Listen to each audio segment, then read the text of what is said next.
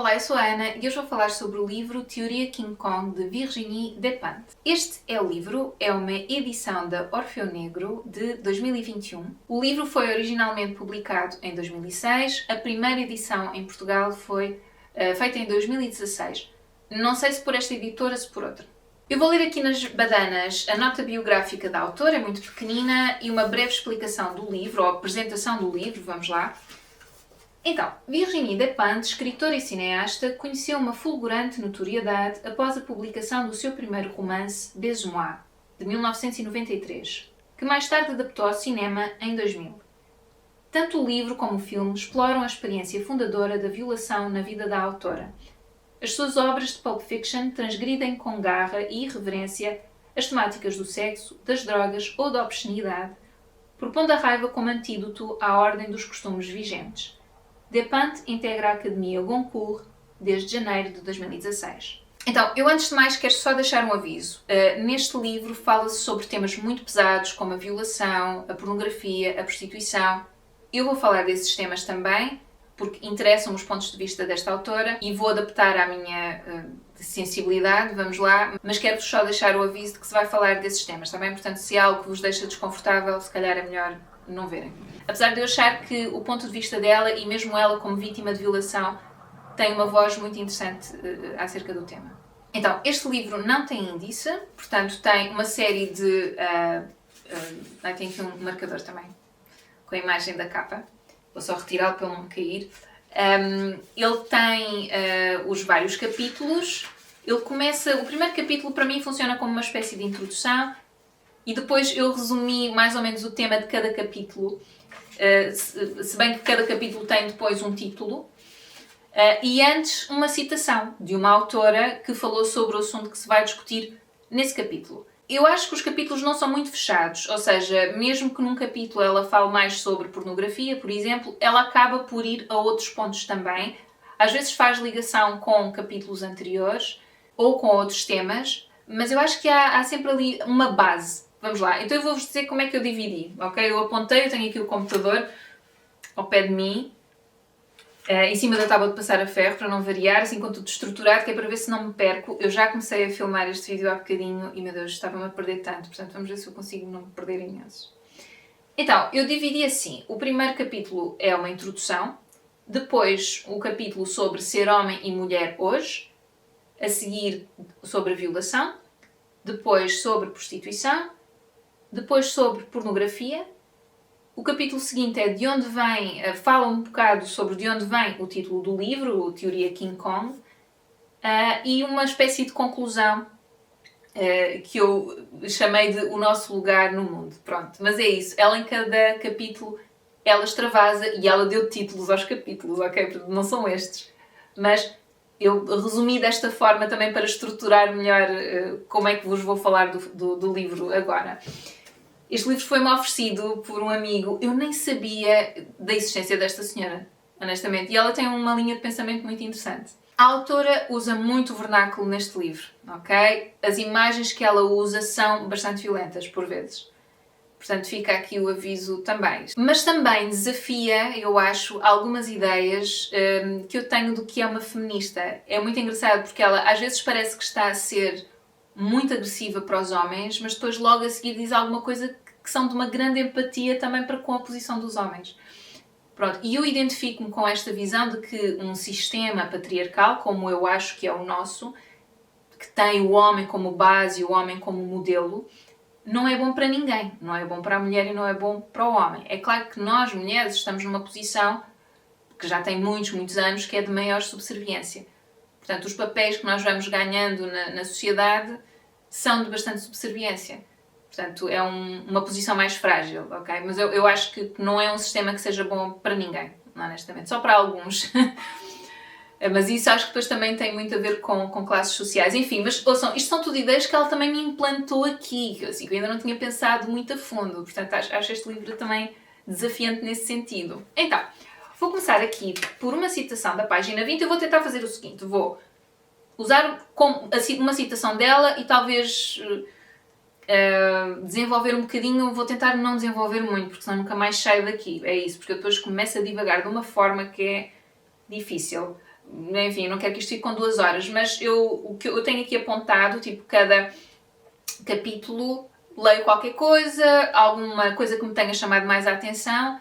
Eu acho que não é preciso dizer, mas vou dizer na mesma. Isto é o meu ponto de vista, obviamente.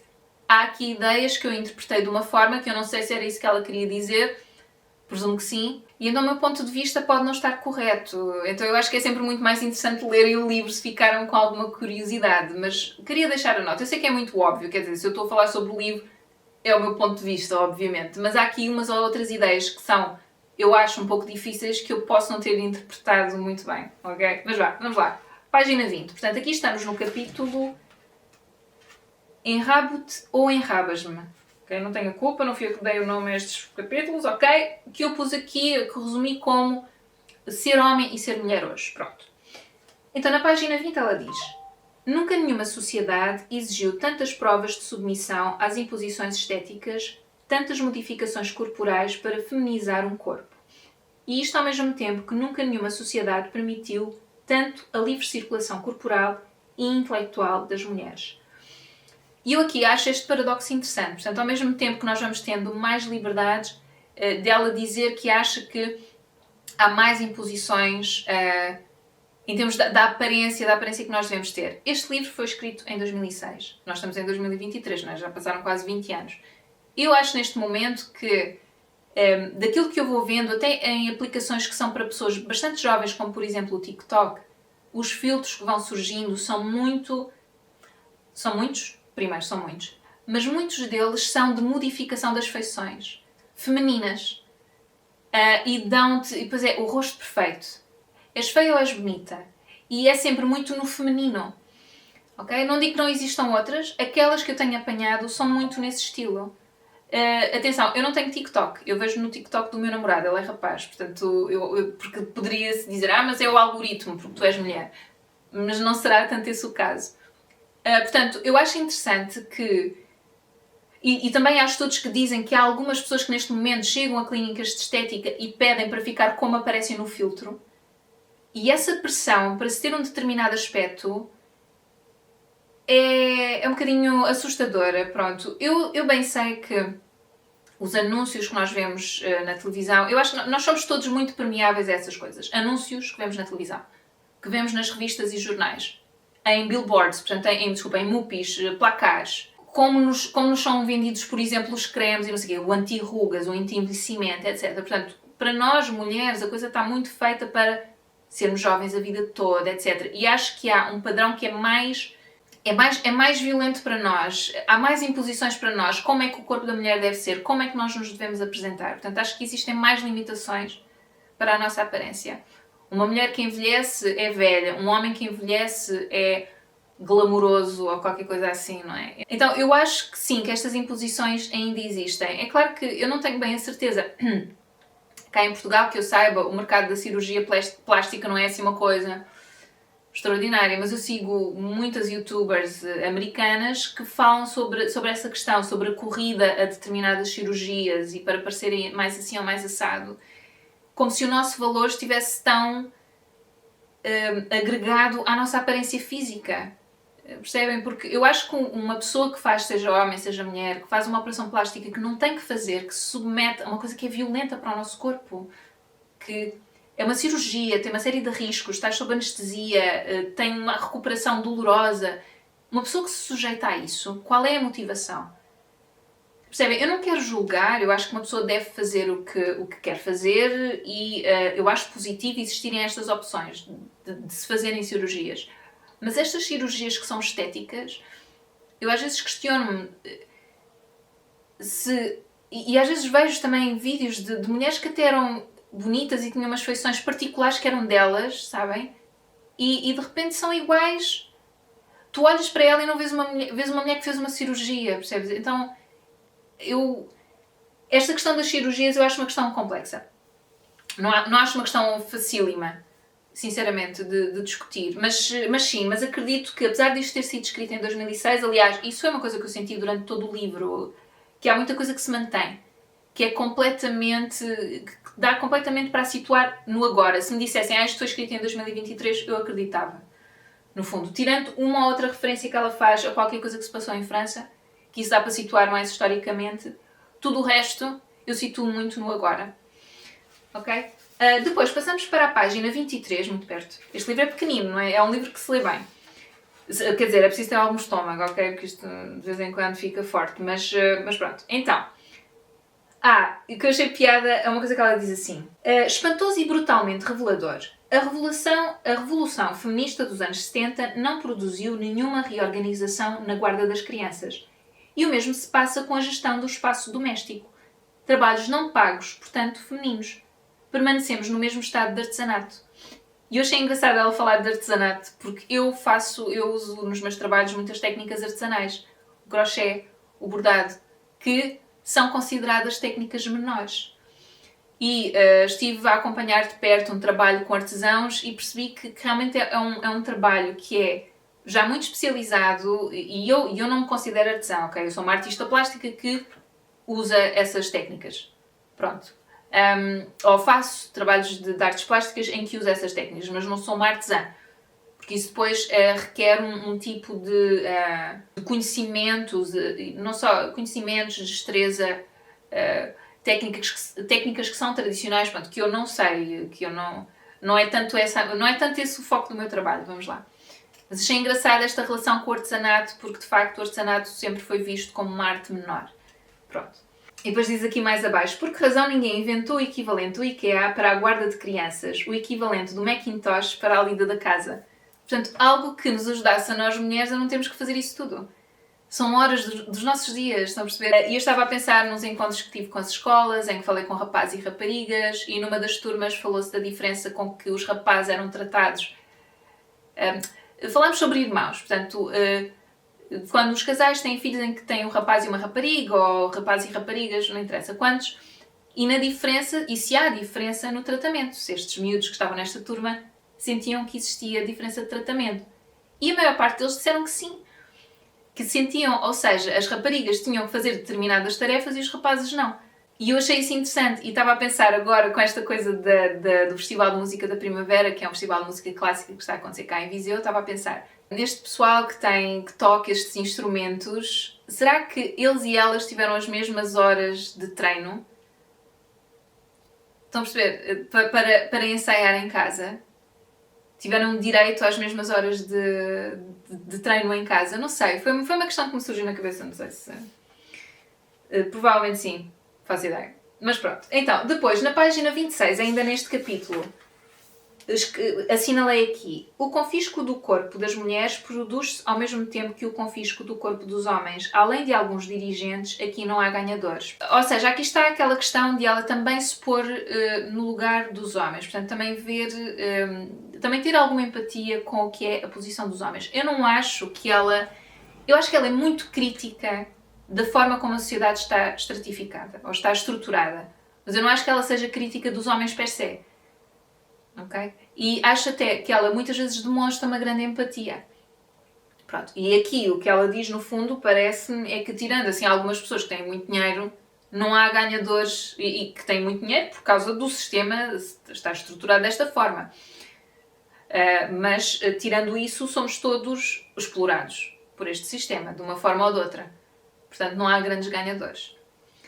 Depois passando para o capítulo em que ela fala da violação, portanto, este capítulo chama-se Impossível violar esta mulher cheia de vícios. E isto é uma canção antissocial da banda francesa Trust. Que horror! Estão a ver, ela às vezes depois usa assim, pronto. Ela, neste capítulo, ela fala da violação de que foi vítima com 17 anos, juntamente com uma amiga, foram violadas por 3 homens. Pronto, é uma coisa mesmo violenta, ok? Eu assinalei aqui na página 41.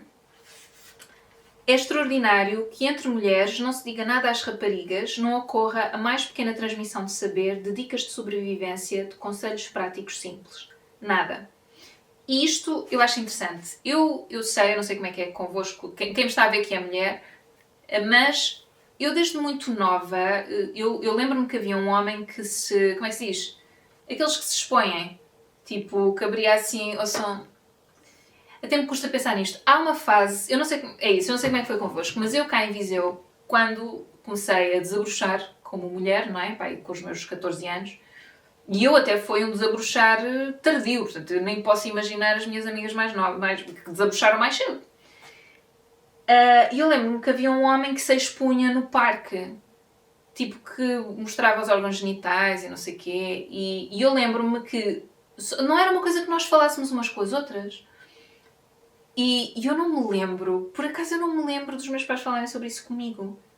Porque os meus pais até são bastante, sabem, falam sobre estas questões assim mais complicadas, mas eu não me lembro de terem falado sobre isso. Eu apercebi-me, sozinha, eu não me lembro de algum dia termos conversado sobre esta questão, que não era boa ideia passar pelo parque sozinha à noite, assim muito cedo. Que havia determinadas situações em que era melhor estar acompanhada, e eu até gosto de me vestir de uma forma discreta, sei lá, sem chamar muita atenção para as formas do meu corpo e não sei o quê, que eu acho que também tem a ver com isso. Ok? Eu neste momento, eu tenho 42 e eu gosto muito de roupa, adoro vestir-me, eu gosto de experimentar, mas de facto nunca fui pessoa de... Até porque nem sou voluptuosa nem nada, portanto também não é que tenho muito para mostrar, vamos lá. Mas eu até gosto de me vestir e não... Mas eu lembro-me de alturas em que usei uma coisa um pouco mais curta, ou um decote um pouco mais acentuado, ou mais justo até. Isso até incomoda-me mais.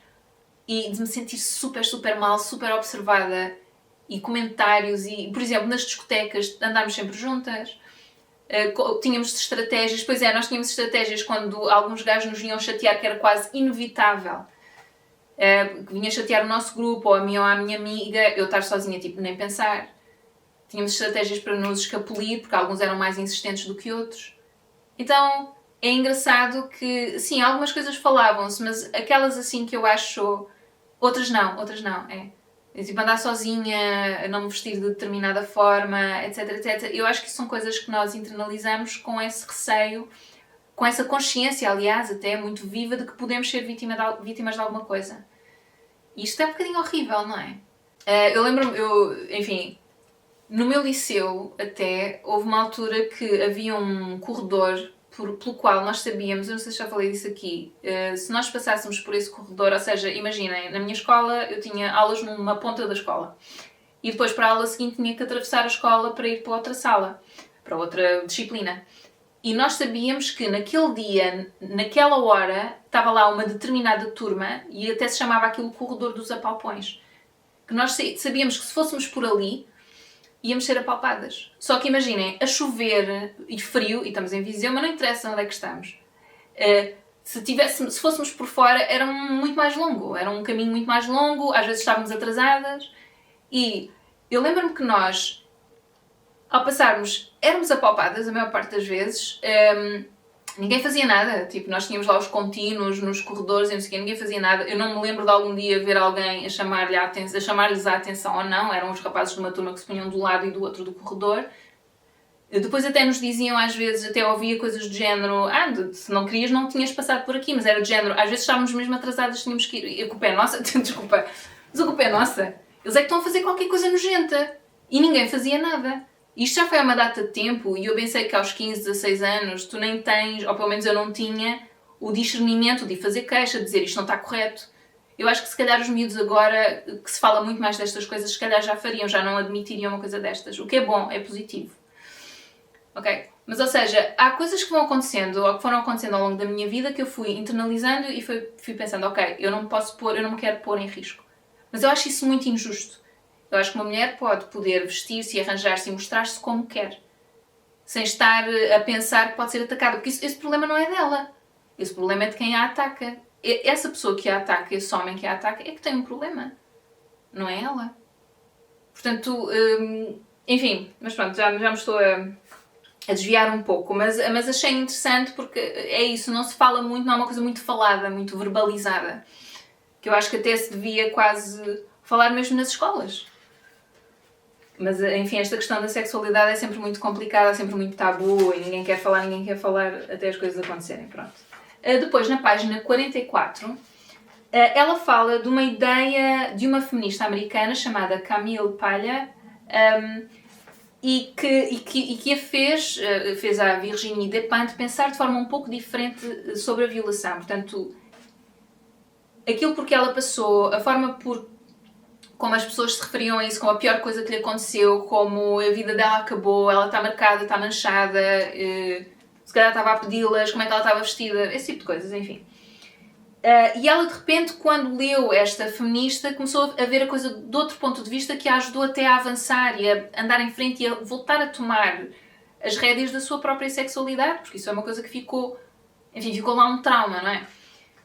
E então ela diz: Palha permitia que nos imaginássemos como guerreiras, já não responsáveis pessoalmente por algo que estávamos mesmo a pedir, mas vítimas vulgares do que seria de esperar que nos acontecesse quando somos mulheres e nos queremos arriscar a sair do casulo.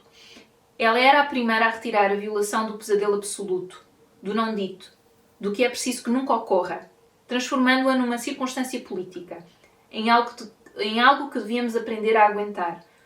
Palha mudava tudo. Já não se tratava de negar nem de sucumbir, mas sim de viver com isso.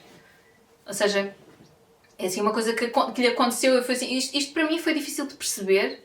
Então, ok? Foi difícil de perceber. A forma como eu entendi é isso. É tomar as rédeas da situação. Em vez de ser a vítima que ficou manchada, que ficou marcada, viver com isso, não de género, isto é uma inevitabilidade, não. Mas, aconteceu e é uma coisa que nos pode acontecer, de facto.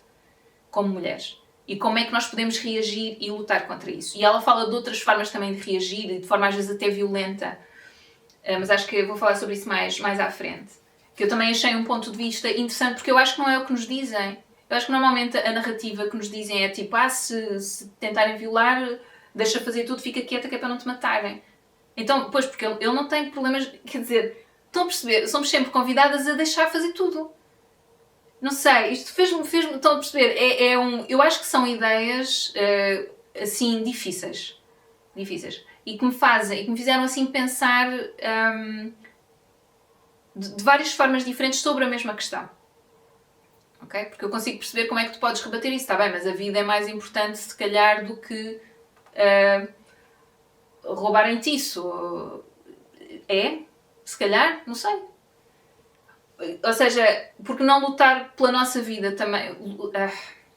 Porquê é que nós somos incentivadas, porquê é que nós não temos aulas de defesa pessoal? Se isso é uma coisa que nos pode acontecer, e mesmo com esta guerra toda que está a acontecer na Ucrânia, é usada até como forma de quebrar a violação de mulheres durante os tempos de guerra, é uma forma também de quebrar a nação contra quem se está a lutar. Porquê é que nós não temos aulas de defesa pessoal? Porquê é que isso não é uma coisa que faça parte da nossa educação ao longo da vida? Estão a perceber? Há assim algumas coisas que eu acho que nós também... Há uma negação daquela que é a nossa realidade e a realidade da nossa condição. Mas isso, olhem, a par com aulas de primeiros socorros, e aulas sobre finanças e como preencher contabilidade, porque a nossa vida toda vai ser lidar com dinheiro e pagar impostos e não sei o quê, mas enfim.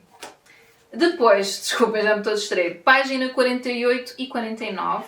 Estou zangada com uma sociedade que me educou sem jamais me ensinar a ferir um homem se ele me abrir as pernas à força, enquanto essa mesma sociedade me inculcou a ideia de que a violação era um crime de que nunca me iria recompor. Pronto, ela aqui no fundo resume aquilo que eu estava a tentar dizer de forma um bocado atabalhoada. E depois eu anotei aqui que eu vi num vídeo, exatamente, eu quis ver a autora, portanto eu ainda não a tinha visto, então quis ver a cara da autora e procurei no YouTube. Portanto, eu vi num vídeo em que entrevistam a autora, em que ela questiona se víssemos a violação como algo que nos permitisse matar para nos defendermos, em vez de ficarmos quietas para não nos matarem a nós. Portanto, ela diz: pensamos que a violação é tão importante que podemos admitir que as mulheres matem um homem que as violem, ou matem homens que as violem ou tentem violar. Essa questão nunca é colocada, não é? Nós não somos ensinadas a defender-nos a esse ponto, como se isso não fosse... Quer dizer, é tão importante, mas não é nada importante. Então, é tão importante proteger a virgindade e o sexo e não sei o que, não se fala e nananã, e espera até casar e coisas assim. Mas depois não nos ensinam a defender-nos se um homem tentar forçar. Passando então para o capítulo seguinte, em que ela fala sobre a questão da prostituição. Ela prostituiu-se também durante algum tempo, dormindo com o inimigo. É assim que ela chamou ao capítulo. E eu assinalei aqui, página 57 e pus à frente. Forte. Começa bem, deixa eu ver. Não, é uma citação de Gail Patterson, The Prostitution Prim. Eu acho que a Gail Patterson, acho que era uma feminista americana. Deixem-me só confirmar, desculpem lá, eu isso não anotei aqui. Ok, portanto, é uma americana, investigadora, professora e psicoterapeuta. Ok. Então ela escreveu: o paradigma serviço feminino / compensação masculina corresponde a uma troca social desigual. Troca a que propus chamar prostitucional, a fim de tornar mais explícitas as bases materiais concretas das convenções heterossexuais, quer sejam publicamente consagradas pela cerimónia do casamento ou clandestinamente negociadas na indústria do sexo. As relações heterossexuais são social e psicologicamente moldadas pelo postulado do direito dos homens ao trabalho das mulheres. Mesmo aqueles que denunciam a difamação e as violências contra as mulheres exercidas pelos homens, põem raramente em causa as prerrogativas dos homens nos domínios sexual, doméstico e reprodutivo. Pronto, isto realmente é uma citação forte, não é? Porque ela está um bocado, parece-me, a fazer uma relação entre um casamento e uma forma de prostituição. Parece-me a mim. Portanto, há uma troca e a mulher trabalha para o homem, ok? E eu aqui, eu nem vou falar da parte do sexo e tal, mas porque eu acho que, quer dizer, diria eu, de uma maneira geral, uma mulher casa-se com um homem porque gosta dele, não é? Portanto, se faz sexo com ele é porque quer. Mas, de uma maneira geral, ok? Mas, esta questão do serviço doméstico, eu acho que é completamente desigual. Porque nós assimilamos como sendo nossa função tratar destas questões. E lá está, e mais uma vez são questões... E porquê? Porquê eu consigo perceber porquê? Porque está convencionado assim desde há muito tempo e somos ensinadas assim e eles não são. Sabem? Sobretudo eles não são. Porque imaginem, se eu sou ensinada assim e o meu namorado for ensinado assim, ele também se sabe desenrascar. Mas a realidade não é essa. E isso é bom para eles também, quer dizer, é bom enquanto nós estamos aqui para fazer as coisas por eles, não é? Parece que também não acham que... Eu às vezes sinto, isto agora é uma reflexão um pouco à parte, mas às vezes sinto que há uma infantilização do homem. Não é? Porque ele não trata das coisas em casa, não sabe tratar de si, não sabe... Está sempre a ser cuidado por alguém. E quem cuida de nós? Depois assinalei aqui página 60 e 61. É difícil não pensar que o que as mulheres respeitáveis não dizem quando se preocupam com a sorte das prostitutas, não é essa a palavra que ela usa, ok? Mas pronto. É que, no fundo, temem a concorrência. Uma concorrência desleal por demasiado adequada e direta. Pois, estão a perceber, não é? Portanto, às vezes ela faz esta relação que eu também... Lá está, eu não digo que em alguns casos não seja uma relação desse tipo, mas eu não acho que seja em todos, pá. Isso eu não consigo fazer esse paralelo para todos os casos. Eu acho que há muitos casamentos em que, de facto, as pessoas gostam muito uma da outra e querem assinalar essa união perante os seus amigos e a sua família, portanto não acho que seja por aí.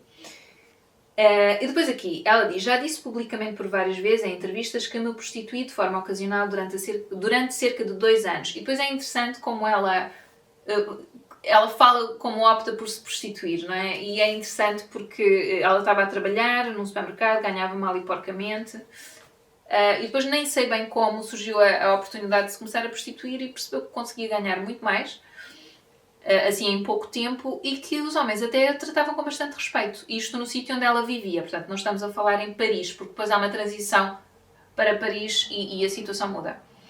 E a situação altera-se, pronto. Mas é interessante a forma muito, sabem, direta, objetiva, de que ela fala da prostituição. Eu acho que há muito esta... E também, sobretudo... Quer dizer, deixa-me continuar aqui, porque às tantas ela vai falar sobre estas questões que eu agora ia começar a divagar um pouco, mas eu assinalei aqui mais páginas, portanto deixem-me ver se ela vai falar sobre isso. Ok, depois, na página 68, ela fala como foi a experiência, pronto, é isso, isto é forte, isto é muito forte, eu nem vou ler, mas também não assinalei aqui nada em particular. Mas pronto, fala de como foi a experiência, como é que eram os homens, como é que eram as interações, como é que ela se sentia. Depois, na página 71, há alguns preconceitos que existem. A prostituição ocasional não tem, pois, nada de especial. Ela é o que ela acha. O que faz, do meu caso, uma exceção é que eu falo disso. Ela não tem vergonha de dizer que se prostituiu. E depois diz aqui também... A primeira vez que fui contratada por um salão de massagens, portanto, ela primeiro trabalhava de forma, enfim, vamos lá, freelancer, e depois foi para um salão de massagens, vinha de um meio de extrema esquerda, onde sempre ouvi dizer, e eu acreditava, que as raparigas que se prostituíam eram vítimas inconscientes ou manipuladas, mas de toda a maneira que não tinham outra saída. A realidade no terreno é muito diferente. E eu achei muito interessante este ponto de vista, porque eu também tinha esse ponto de vista, portanto, que uma mulher que se prostitui é porque não tem outra hipótese. Mas, de facto, há mulheres que o fazem porque querem fazê-lo e porque é uma forma de ganhar dinheiro. Pronto, eu acho que onde a coisa é problemática é quando estão a ser obrigadas a fazê-lo, e isso é muito mais problemático, claro, e ficam-lhes com o dinheiro, etc, etc. Portanto,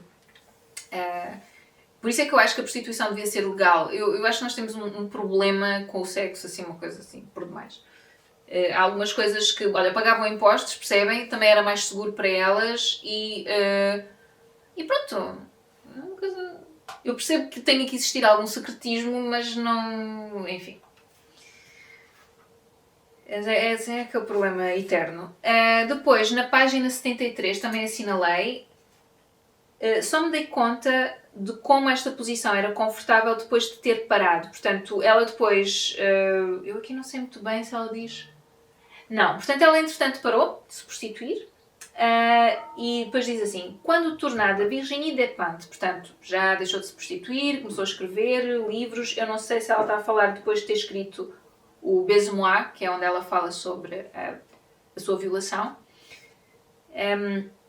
Ela diz, e começou a ser mais conhecida, talvez, presumo que é isso que ela quer dizer aqui quando diz quando tornada Virginie Despentes, portanto acho que deve ter a ver com isso. Ok, ela diz assim: quando tornada Virginie Despentes fui a um clube de troca de casais. Percebi como teria sido mais fácil fazê-lo enquanto prostituta, eu estou a usar um eufemismo, ok? A acompanhar um cliente. Sem complicações. Vou lá porque é o meu trabalho, faço aquilo que não se faz e sou paga por isso. É punk rock. Sem o motivo do dinheiro, tudo se tornava mais confuso. Eu ia lá a acompanhar um produtor ou para o meu próprio prazer. Acho interessante que ela fale desta confusão que ela teve neste momento, portanto, em que a coisa era muito definida quando ela era prostituta. Portanto, ia fazer, era uma coisa mais pragmática, e de repente não é prostituta, mas ao mesmo tempo sente que está numa posição parecida, talvez. Achei interessante, portanto, há aqui uma confusão, houve aqui uma confusão. Aqui quando ela diz é punk rock, isto é uma coisa que ela diz volta e meia. Ela, pelos vistos, foi punk quando era mais jovem, portanto, vestir-se daquela forma muito diferente, na altura, com o cabelo espetado e não sei o quê, muito curto, muito, enfim. E acho interessante porque o punk é mesmo aquela coisa de estares contra a sociedade vigente, é ires completamente contra e não te apresentares toda muito bonitinha, isto no caso das raparigas, não é? Toda muito bonitinha, muito arranjadinha, etc, etc. Pronto, ela refere isso volta e meia pelo livro, porque acho que tem assim... Acho que também terá sido determinante na sua formação como pessoa. Depois assinalei página 75, em que ela fala na relação da prostituição, portanto, do facto dela se ter prostituído com a violação que ela sofreu quando era jovem. Então, no meu caso, a prostituição constituiu uma etapa crucial de reconstrução depois da violação. Um empreendimento de indemnização, nota a nota, do que me havia sido roubado pela força bruta. Deste modo, tinha guardado intacto o que podia vender a cada cliente, o meu sexo. E se o vendia 10 vezes de seguida, era porque não se estragava com o uso. Ele só a mim pertencia. Não perdia valor à medida que era utilizado e podia ser rentável. Encontrava-me de novo numa situação de ultrafeminilidade, mas desta vez tirava daí um benefício líquido. Estas palavras são difíceis, não é? Eu acho que são um bocado difíceis de ler, são um bocado difíceis de ouvir. Eu agora a ler em voz alta e pensei, uou, isto é mesmo assim um bocado forte. Mas é a experiência dela. É a experiência dela e faz todo sentido. É uma forma desapaixonada de falar sobre esta questão. É tirar aquelas emoções muito, ai não, a mulher tem que ser pura, tem que ser... É tirar isso tudo da equação. É falar de forma pragmática sobre esta questão e sobre a questão dela, sobre a experiência dela como prostituta, neste caso. E depois acho interessante este paralelo que ela estabelece com a violação de que foi vítima também. Depois, na página 86, que era algo que ela ouvia dos homens com quem se encontrava enquanto se prostituía, em que eles lhe diziam muitas vezes: é por causa de tipos como eu que as raparigas como tu fazem o que fazem. Isto é tão esquisito, não é? Porque é de género. Eles, ao dizerem isso, estão a pô-la como vítima. Ao mesmo tempo é uma coisa muito autodepreciativa, um tipo como eu, nojento e não sei o quê. Mas depois é por minha culpa, eu sou responsável. Não, ok, não neste sentido, ao contrário. Portanto, ela é tão coitadinha que está-se a vergar à vontade dele, mas ela não quer. Mas é porque ele existe, é porque ele quer. E não, ou seja, eu não sei se me fiz entender muito bem, mas é assim uma ideia de autoimportância muito, muito grande. Ela sabia bem o que é que estava a fazer, porque é que estava a fazer e queria fazê-lo. Pelo menos foi assim que eu li. Para ela foi uma fase da vida dela. Aquilo que eu me lembro, por acaso não apontei aqui, foi que depois quando ela foi para Paris as coisas foram um pouco diferentes, porque era um meio muito mais competitivo, muito mais violento. Pronto, e ela acabou por deixar. Pronto, porque depois também existe não existe proteção, não é? Para mulheres que fazem este tipo de trabalho, pelo menos aqui, talvez em Amsterdão, onde é legal isso exista, mas aqui não. Depois, no capítulo da pornografia, a que ela chamou pornobruxas, não sei porque aqui cada nome, e deixa ver, na página 95, eu assinalei aqui. Eu assinalei, não sei se estará desatualizado, não é? Porque isto foi escrito em 2006, porque ela diz assim: os sítios da internet anti-pornografia são mais numerosos e veementos do que os sítios contra a guerra no Iraque, por exemplo. Um vigor espantoso a propósito de um simples cinema de género. Pronto, eu não sei se isto é verdade neste momento, já foi há quase mais de 20 anos, mas tendo em conta o nosso, enfim, puritanismo no geral em relação a sexo, não é? Acredito que, ou seja, e ao pudor, sabem que existe um filme, se calhar, que está dito que é para toda a família, maiores de 12 e tal, tem cenas de guerra e violentas muito, muito explícitas, perfeitamente aceitáveis, mas Deus nos livre ter uma cena de sexo explícito. Que horror, que nojo. Então, há aqui uma dualidade, acho isso interessante, portanto, e que eu acho que ainda existe, que isso ainda existe. Portanto, esta dualidade da extrema violência e do sexo explícito. De não estarem, da violência extrema ser perfeitamente aceitável.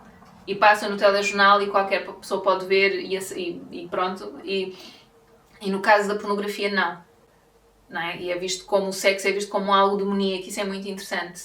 Então, continuando. Página 99. Ela fala da hipocrisia, portanto. Ela fala aqui em França. Em França, os canais de cabo definem o que é ou não possível mostrar. Nada de cenas de violência, nada de cenas de submissão, por exemplo, portanto isto nas cenas de sexo. Ela diz que há muito o pretexto da proteção da dignidade das mulheres quando não se mostram estas imagens, não é? Mas que depois basta ligar a televisão para ver mulheres em posições humilhantes ou passar por coisas humilhantes. Agora não sei se isso por acaso fez-me lembrar disso de mulheres em posições humilhantes e terem que vir falar para a televisão ou o que seja. Fez-me lembrar esta questão muito parva que aconteceu agora de um jornalista, um homem qualquer, que escreveu um artigo muito ofensivo de uma apresentadora de televisão portuguesa, da TVI, eu não me estou a lembrar do nome dela, desculpem lá, em que ela, a dada altura, viu-se um bocado obrigada a vir falar sobre o assunto. Eu gostei muito de ouvir, ela foi ao programa do Luís Goxa, eu só ouvi um excertozinho que alguém publicou no YouTube, em que ela fala sobre essa questão em particular e em que ela diz, a dada altura, que foi muito interessante ver pessoas que antes lhe tinham dito que ela devia perder uns quilinhos, agora virem em defesa dela e da imagem dela e coitada, não sei o quê. Mas isso eu também achei bastante digno, mas que tudo bem, as pessoas podem mudar de ideias e elas podem ter mudado de ideias entretanto. Por outro lado, já chega que ela nem estava a dar muita importância ao assunto, porque se tivessem atacado o trabalho dela, ela sentir-se-ia pior. Mas ela está de consciência tranquila porque faz o trabalho de casa, porque está a horas no trabalho, etc, etc. Ou seja, achei a posição dela digna e interessa-me, nestas questões, interessa-me sempre muito mais ouvir a pessoa visada. Porque uma pessoa dizer parvoices e escrever estupidezes, tipo, toda a gente leu aquilo e pensou o mesmo que foi, ou quase toda a gente, que foi, este gajo é parvo. Por favor. Mas depois vem toda a gente e faz-se e tal, e eu por um lado acho bem, porque esta coisa de estarem focados na aparência das mulheres e na nossa aparência na televisão é tipo, seja na televisão, seja onde for, mas sobretudo estas apresentadoras que estão muito mais expostas, não é? Obviamente. É de género, podem parar com isso. ela está a fazer um bom trabalho ou não está a fazer um bom trabalho. Tipo, o que é que interessa o que é que tem vestido ou não? Parece, sabe, eu quando trabalhei numa loja de centro comercial, nós éramos obrigadas, nós tínhamos colegas homens, mas nós como raparigas, não é? Éramos obrigadas a estar maquilhadas e termos o cabelo apanhado. Era tipo, opá, porquê? Porquê? É um tratamento muito desigual, pronto. Mas enfim. Mas achei humilhante, sim, ele humilhou-a, mas tipo, primeiro, quem é este homem? Nem eu conhecia, estão a perceber? Segundo, eu acho que as pessoas podem escrever o que quiserem, e neste caso foi uma coisa que estava mal escrito, não tinha interesse nenhum o artigo, quer dizer, não interessava para ninguém, estão a perceber? Mas tudo bem, deu-se aquela importância e isso eu também não acho mal, de chamar-se a atenção para esta mania de estar focada na aparência da mulher, também não acho mal. Depois ela viu-se obrigada, acho eu, um bocadinho obrigada a falar sobre o assunto, e falou de forma digna, e gostei de ouvir, e está arrumado o assunto. Para ela até eu acho que já estava arrumado, mas pronto. Enfim. Portanto, acho que se calhar é isso. Ela no fundo, eu fiz agora este paralelo com esta coisa que aconteceu cá em Portugal, mas sim, às vezes fala-se muito, dignidade das mulheres e tal, mas depois pôr-nos noutras situações já não é tão humilhante. Enfim, depois ela fala aqui na página 101 e 102 da força do coletivo. Marcadas, o coletivo zela porque paguem fortemente o preço de se terem desviado do bom caminho e por o terem feito publicamente. Portanto, mulheres que se expõem desta forma, por exemplo, artistas pornográficas, ela fala disso também. Portanto, que o coletivo é muito agressivo para mulheres que dispõem... Ou seja, eu estou aqui a falar, obviamente, de mulheres que fazem isso porque querem, que ganham dinheiro com isso porque querem, têm gosto em fazerem o que fazem, ok? Obviamente estou a falar desses casos. Portanto, mulheres que trabalham na pornografia e que é a sua profissão. Pronto, há um mercado para isso, há quem compre, há quem veja. Ok. E elas querem fazer o trabalho porque querem fazer, percebem? Não é aquela coisa de, coitada, está a ser obrigada. Não, há mulheres que fazem porque querem fazer. Portanto, ok, vamos assumir. Mas ficam marcadas. Porque a mulher não deve poder dispor do seu corpo dessa forma. Não devia ter essa liberdade de o fazer. E são logo vistas como alguém manchado e sujo. Não é? E o tratamento é muito, muito desigual e a forma como as vemos é muito desigual. Eu até fiz esse exercício de como é que eu, que até me preocupo com estas questões, como é que eu própria as vejo, às vezes, por comparação com os homens. Não tem comparação. E, não é? Até tenho vergonha de o dizer. É claro que é uma coisa que eu não faço nada quanto a isso. Não vou humilhar, nem vou fazer, eu não vou criar plataformas de pornografia, ok? Mas eu perceber-me disso, dessa diferença de tratamento, também impressiona-me um bocado. E eu que até estou atenta, não é? Mas pronto. Eu pus 101 e 102, eu marquei aqui algum. Portanto, ainda dentro deste coletivo, deste coletivo que pretende humilhar estas mulheres que se expõem assim. Ela escreve: elas transgrediram, não desempenharam o papel de boa mãe, nem de boa esposa, e ainda menos o de mulher respeitável. É difícil uma libertação mais radical desses estereótipos do que fazer um filme pornográfico, pelo que devem ser socialmente marginalizadas. Portanto, se nós olharmos para isso, para uma mulher que faz um filme pornográfico, não é? Porque quer, porque lhe apeteceu, porque sim, como alguém que é isso, que tomou essa decisão. Não foi, sei lá, não foi uma desgraça do destino, não foi porque é uma badalhoca, não, é um trabalho como outro qualquer, não é? Mas isso é muito mal visto socialmente, eu acho. Acho que é muito, muito mal visto. Depois, na página 103, o povo, pela sua parte, que fique sossegadinho, já que demasiada luxúria iria certamente prejudicar a sua aplicação no trabalho. E ela faz este paralelo com o trabalho de vez em quando. Portanto, nós existimos é para trabalhar e tal, não nos vamos distrair com outras coisas, pensar sobre estas questões, tentar desafiar o status quo. Não, nós temos é que trabalhar para comer, para... Ok? Portanto, e ela critica, e eu vejo isto como uma crítica, lá está, à estrutura, ao sistema. E aqui ela abrange toda a gente, não está a falar só das mulheres, está a falar de homens e mulheres também. Portanto, aquela coisa que eu estava a dizer há pouco, portanto, a violência, tudo que é muito violento, é muito exposto, é muito mostrado, é muito não sei o quê, mas depois é sexo, Deus nos livros, temos que esconder isto, portanto, está assim um tratamento muito, muito desigual, e E eu acho que ela faz esta relação de que se nós tivéssemos essa liberdade e essa forma de ver o sexo assim mais livre, também nos libertaríamos ou arranjaríamos formas de nos libertar de outro tipo de opressões. Talvez, não sei, eu acho que ela faz esse paralelo. Eu não sei se estou assim a viajar um bocado na maionese, mas eu acho que ela faz um bocado esse paralelo. Portanto, contrariar todas estas opressões de que somos vítimas, depois se calhar também vamos contrariar outras opressões. Por isso é que é tão importante às vezes aliarmos a causas diferentes. Por exemplo, os homens aliarem-se às causas das mulheres. Porque liberdade para uns é sempre liberdade para os outros também, sempre. Mas pronto. E depois, achei interessante, ok, aqui na página 112, portanto isto foi lançado em 2006, ok? E ela diz aqui, ela fala da Paris Hilton. Pois é, mas fala mal. Ela fala... Tipo, porque a Paris Hilton é uma socialite americana, ela já há muitos anos, quando tinha 19 anos, acho que saiu um vídeo pornográfico dela com o namorado, que não era suposto, portanto ele é que vendeu, portanto filmou com ela confiou e tal, e ele depois vendeu. Ela tem muito dinheiro, é de uma família que tem muito dinheiro, ela lançou uma memória este ano da vida dela, de que eu tenho ouvido falar muito bem, devo dizer. Mas aqui a Virginie Despentes, em 2006, criticou bastante. Portanto, acho que a Paris Hilton depois foi uma série de entrevistas em que eram mais agressivos com ela e questionavam-na sobre isso, no fundo, enfim, culpando-a um bocado por isso que tinha acontecido, e ela é que foi uma badalhoca, enfim, provocando um bocado as situações. E a Virginie diz, e depois a Paris Hilton invariavelmente acho que ignorava um bocado e não respondia, não reagia.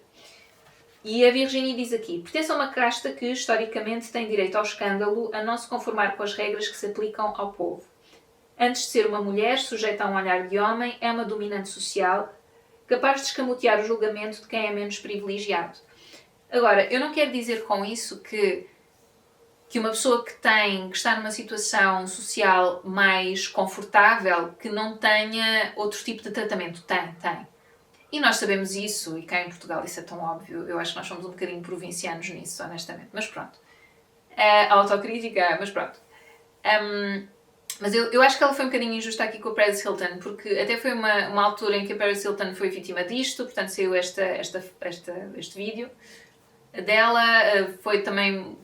Ela era muito amiga de Britney Spears e foi na altura em que a Britney Spears estava assim muito alvo de perseguição por parte dos paparazzis e teve uma espécie de esgotamento nervoso e eu acho que o escrutínio a que estas raparigas estavam sujeitas era muito desigual se fôssemos ver os seus pares masculinos. Pronto, e como eram faladas, como prostitutas, como umas badalhocas, como tudo e mais alguma coisa, ok? É claro que, por exemplo, a Paris Hilton, ela fala sobre isso no livro, eu vi algumas apreciações, eu ouvi falar bem, pá, fiquei curiosa com o livro, confesso, que acho que foi mesmo ela que escreveu, que também não é muito comum, normalmente pagam-se a ghost writers, portanto, a escritores fantasma, não sei se há essa tradução para português, se é assim, provavelmente não. Portanto, os escritores que são contratados para escreverem a história destas celebridades, e eu percebo isso, uma celebridade não é um escritor ou uma escritora obrigatoriamente, portanto, não acho isso mal. Mas acho que no caso da Paris Hilton foi ela mesma que escreveu e ela passou, tudo bem, tem muito dinheiro, muitos privilégios, mas ouçam, foi colocada num campo de, e acho que foi por alturas disto ter acontecido, e porque saía muito à noite e tal, num campo do género, foram lá buscar lá à meio da noite para levarem para um campo, uma espécie de campo de correção, no meio do nada, para gente rica, pronto, mas onde havia muitos abusos e violência e... Portanto, ela também passou um bocado as passas do Algarve, ok? Eu não quero, enfim, desvalorizar o facto dela vir de uma família com muito dinheiro, mas de que continua a beneficiar, se bem que agora acho que até tem os seus negócios. Mas quer dizer, é muito diferente partir de um lugar onde já se tem dinheiro para investir e para criar alguma coisa de... Enfim, vamos admitir, mas... Ou seja, a vida dela também não foi assim esse mar de rosas tão grande. Houve ali abusos também, pelo meio, portanto, enfim... Então, não sei, eu li isto e achei piada porque tinha ouvido falar sobre o livro e visto algumas apreciações do livro, mas acho que percebo o que é que ela quer dizer e ela fala sobre esta questão social também vastas vezes. Pronto. E depois passamos para o capítulo seguinte, King Kong Porquê, aqui na página 118. Aliás, isto é durante todo este capítulo. King Kong está para além da fêmea e para além do macho. Encontra-se na charneira entre o homem e o animal, o adulto e a criança, o bom e o mau, o primitivo e o civilizado, o branco e o negro. Híbrido, anterior à obrigação do binário. E ela fala precisamente sobre o filme King Kong. A sua escolha da heterossexualidade e da vida na cidade é a escolha de sacrificar o que nela é selvagem, poderoso, o que nela ri quando bate no peito, o que reina na ilha. Portanto, a diferença... Eu acho que já vi este filme já há muito tempo. Portanto, a mulher vive em harmonia com o gorila ou a gorila. Eu não sei se isso é claro, lá está. Na selva e depois é salva, mas ela até estava bem. E é levada para a cidade, mas no fundo ela foi usada como um isco para se capturar esse gorila. E depois já na cidade o King Kong é capturado. Não sei se é morto.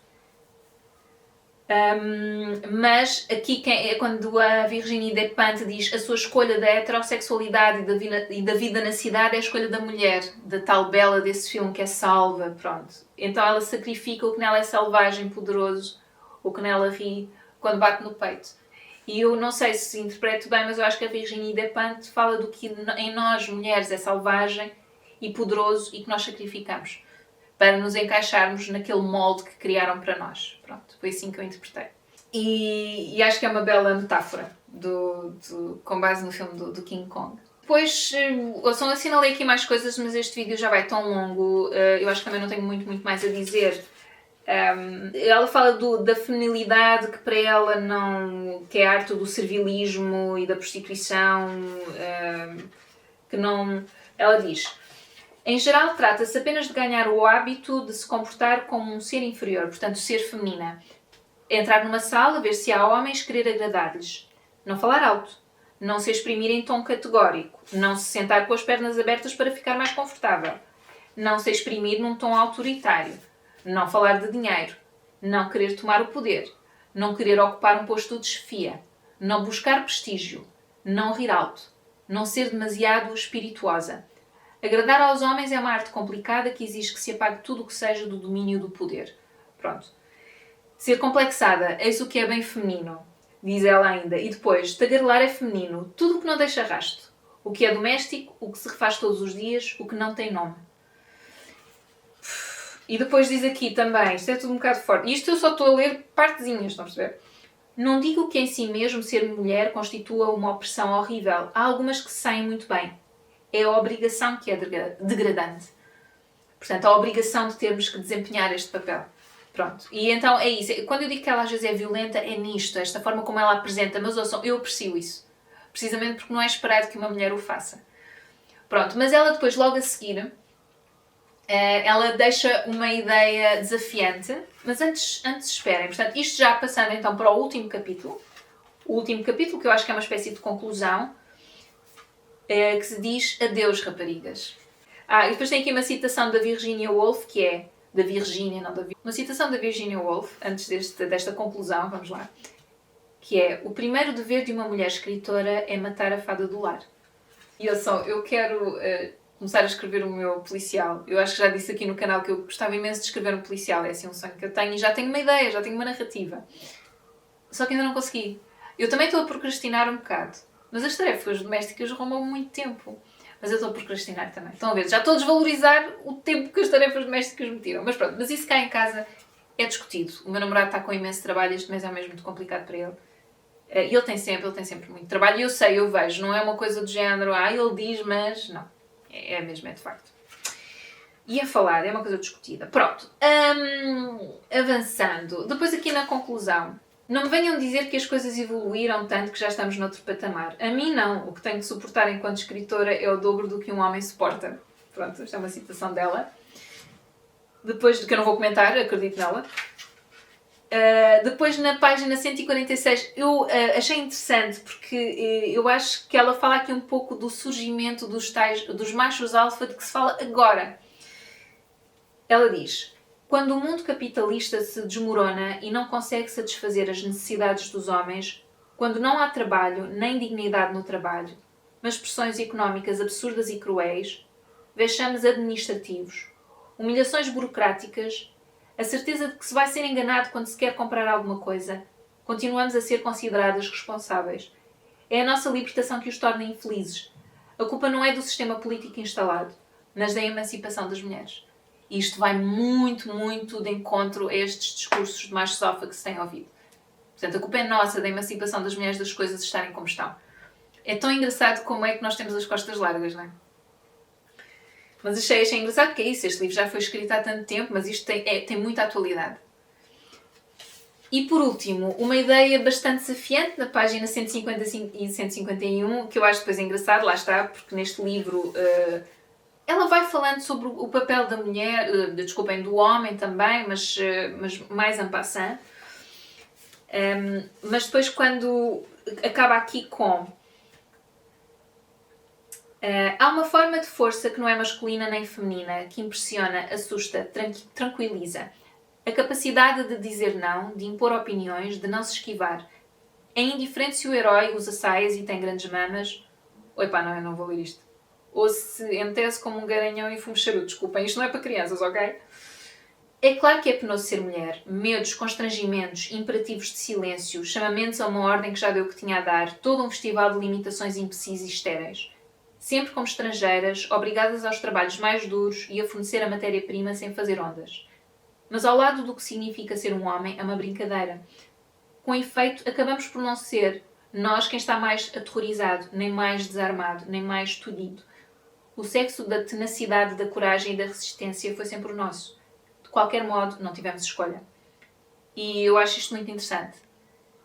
Porque eu concordo, sabem? Eu acho que em algumas coisas, nós mulheres, por exemplo, só a questão de nós termos mais facilidade em lidar com as nossas emoções, de uma maneira geral, em falarmos das nossas emoções, em ultrapassarmos algumas questões emocionais, que são complicadas. Eu acho que tem a ver com esta educação que se dá aos homens e que às vezes até se pode dar em casa, mas depois eles absorvem fora que não, que têm que ser fortes, que têm que ser competitivos, que têm que ser violentos, sabem? E nós, como estamos mais perto dos afetos, somos mais carinhosas de uma maneira geral, até umas com as outras.